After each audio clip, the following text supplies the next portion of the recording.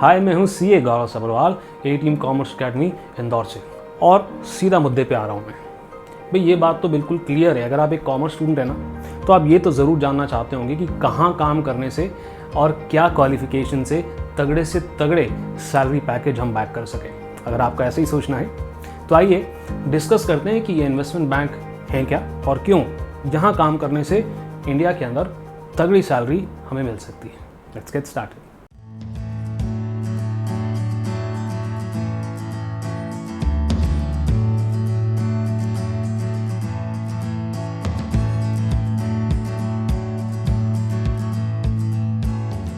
Welcome to another episode of career Tuesdays season 2.0। तो ये हमारी एक रेगुलर सीरीज़ है जिसके अंदर हम करियर रिलेटेड वीडियोस हर हफ्ते लेकर के आते हैं और ये पर्टिकुलर वीडियो इन्वेस्टमेंट बैंक्स से रिलेटेड है। इसे एक मिनी सीरीज़ की तरह आप मान लें, जिसका ये पहला एपिसोड है जहाँ पर हम ये बात करेंगे कि आपको एक कॉमर्स स्टूडेंट होने के नाते एक इन्वेस्टमेंट बैंक के अंदर क्यों काम करना चाहिए, ऐसा क्या बेनिफिट मिलेगा वहाँ पर, कौन से लड्डू बट रहे हैं और ये इन्वेस्टमेंट बैंक किस बला का नाम है। और हम इस सीरीज़ के अंदर यहीं तक नहीं रुक जाएंगे ना, आने वाली एपिसोड्स के अंदर हम ये बात करेंगे कौन कौन सी job profiles in investment bank के अंदर आपको मिल सकता है, इन जॉब प्रोफाइल्स में क्या क्या सैलरी आप कमा सकते हैं, जॉब मिल जाए इसके लिए आपकी क्या क्वालिफिकेशंस होनी चाहिए, क्या स्किल सेट होना चाहिए, इसके बारे में भी हम बातचीत करेंगे। अगर आप इन आने वाले एपिसोड्स को मिस नहीं करना चाहते और अभी तक सब्सक्राइब नहीं किया, फटाफट सब्सक्राइब करें और बेल आइकन दबाकर ऑल नोटिफिकेशन ज़रूर ऑन कर लेना, सो दैट आने वाली एपिसोड्स आप मिस ना करें। फिलहाल आगे बढ़ते हैं और ये समझते हैं कि इन्वेस्टमेंट बैंक क्यों ज्वाइन करें सर हम। भाई पहला कारण तो ये है कि ये इन्वेस्टमेंट बैंक्स बहुत ह्यूज, बहुत बड़ी ऑर्गेनाइजेशंस होती हैं। अब कितनी बड़ी हैं सर, ये बताने के लिए आपको एक छोटा सा एग्जाम्पल मैं देता हूँ। कई इन्वेस्टमेंट बैंक्स इतने बड़े हैं कि कई देशों के जीडीपी से भी ज़्यादा उनका रेवेन्यू आता है। And guess what, in investment banks का सबसे बड़ा असेट कौन सा है? ऑब्वियसली पैसा तो है ही, but at the same time ये इन्वेस्टमेंट बैंक्स अपने रेपुटेशन और अपने एक्सपर्टीज़ के लिए जाने जाते हैं। और ये एक्सपर्टीज़ आती है अच्छे ह्यूमन रिसोर्स से, और अपने ह्यूमन रिसोर्स को रिटेन करने के लिए, उन्हें खुश रखने के लिए एक इन्वेस्टमेंट बैंक बहुत तगड़ी सैलरी देता है।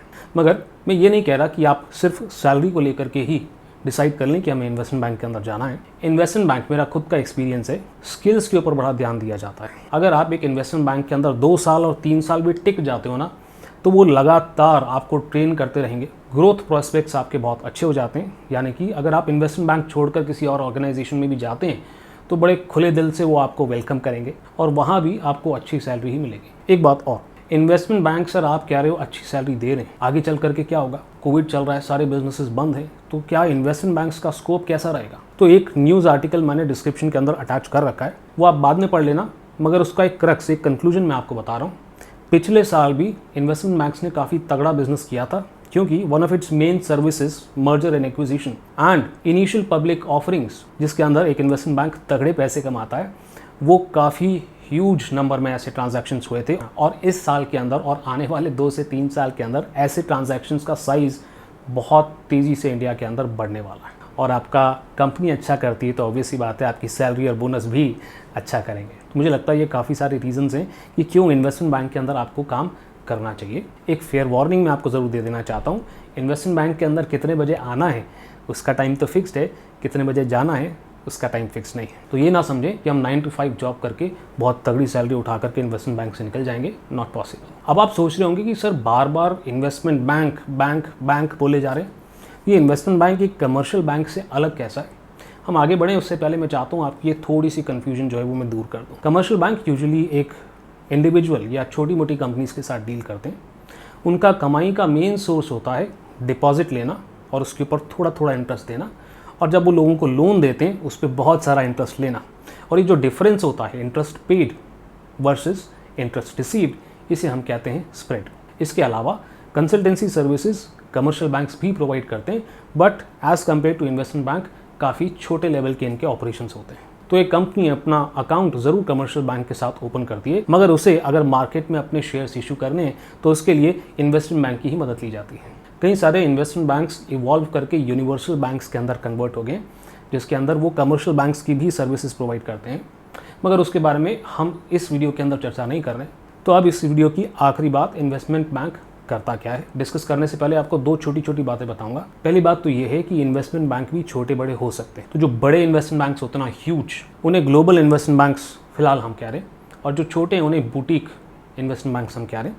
फ़र्क बस यही है कि रेंज ऑफ सर्विसेज जो एक ग्लोबल इन्वेस्टमेंट बैंक प्रोवाइड करता है वो ज़्यादा होता है as compare to a boutique investment bank. Scale और size of the clients is also much bigger in a global investment bank.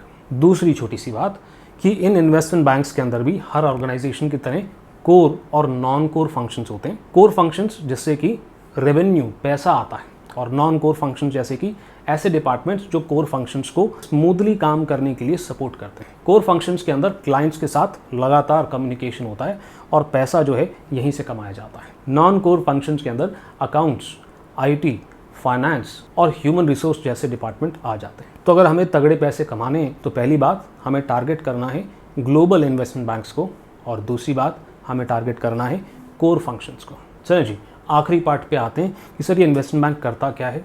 तो इन्वेस्टमेंट बैंक की इतनी सारी सर्विसेज हैं, इतनी सारी रेंज ऑफ सर्विसेज हैं जिसकी कोई लिमिट नहीं है।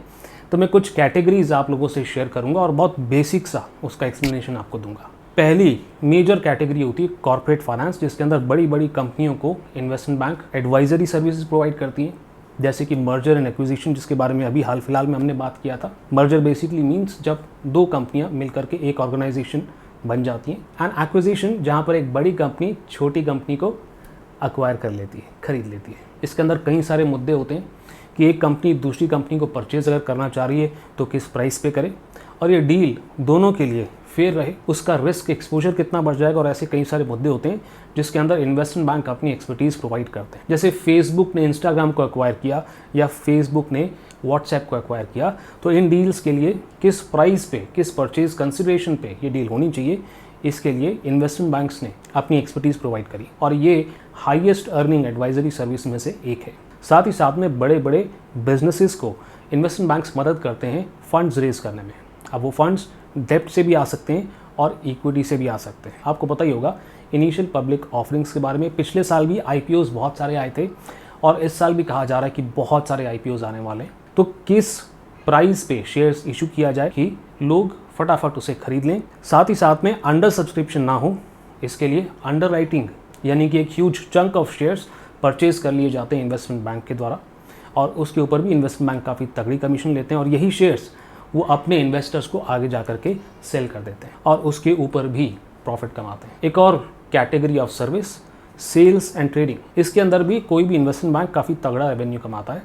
यहाँ पर लगातार इन्वेस्टमेंट बैंक्स के एक्सपर्ट्स ये एनालिसिस करके, मार्केट का एनालिसिस करके देखते रहते हैं कि कहाँ पर पैसे लगाने से ज़्यादा फ़ायदा होगा, ज़्यादा से ज़्यादा टैक्स बचेगा, और कंपनियों के पास जो सरप्लस पैसा पड़ा हुआ है उसे कहाँ पर इन्वेस्ट करना चाहिए।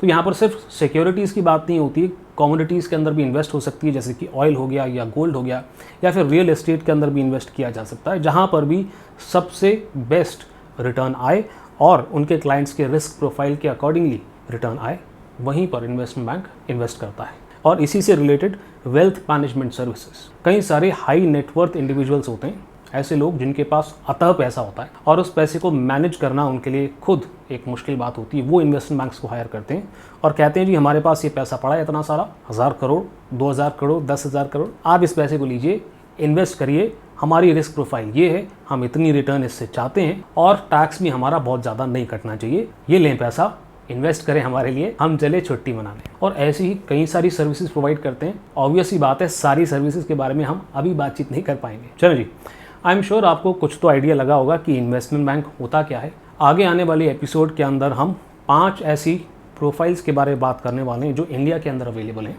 उसके अंदर आप सैलरी कितनी कमाएंगे और साथ ही साथ में ये भी डिस्कस करेंगे कि आपकी क्वालिफिकेशन क्या होनी चाहिए इन प्रोफाइल्स के अंदर काम करने के लिए। अगर आप ये एपिसोड मिस नहीं करना चाहते और अभी तक सब्सक्राइब नहीं किया ना, कर लो ना यार, क्या कर रहे हो। और साथ ही साथ में बेल आइकन प्रेस कर देना और ऑल नोटिफिकेशन ज़रूर ऑन करना, ताकि जब भी मैं ये वीडियोस अपलोड करूं आप मिस ना करें। अभी के लिए इतना ही।